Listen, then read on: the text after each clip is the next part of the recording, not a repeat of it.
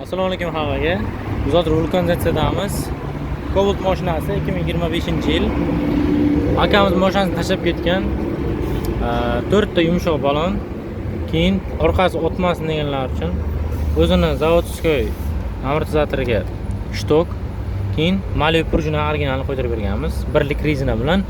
Bu prujina yangi bo'lmaydi. Malibu birdan yechilgan bo'ladi. Orqasi juda ham mягкий bo'ladi. Qo'yilgan. 4 ta podkrenlik qo'yib, shumkasiga chiqib beramiz. Oldlarini yechib olganmiz. Shumkalargacha qilamiz. 4 ta yumshoq balon Nexon qo'yib beramiz. Hammasidan idealni qilib shum chiqarmasin deganlar uchun orqasal ko'tariladi. O'zini kontinentalni olib tashab shumkalarga chiqib beramiz. Tayyor holatini ikkinchi videoda qo'yib o'taman. Bundan hammaga tavsiya qilib qolamiz. Ko'plarga narxi qiziq. Narxi mana bu amortizator anaqamiz, prujinamiz 600 ming so'm. Mana bu rezinasini 55 ming so'mga oldik, adashmasam. 4 ta bo'ladi nari tomonda ham. Shtogimiz 30 mingmi shunaqa chiqadi. Usta haqqisiz. Cobalt borga tashab qo'yamiz.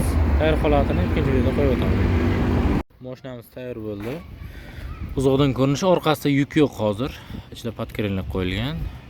Yuk yo'q holati mana shunaqa bo'ladi. Shumkalargacha qilingan.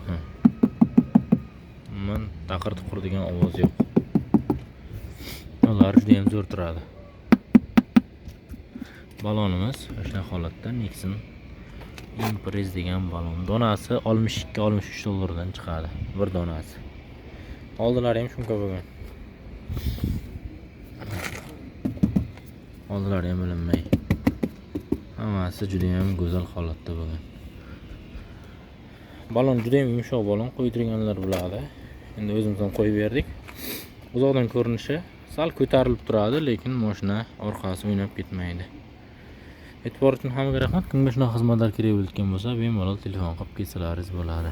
E'tibor uchun hammaga rahmat.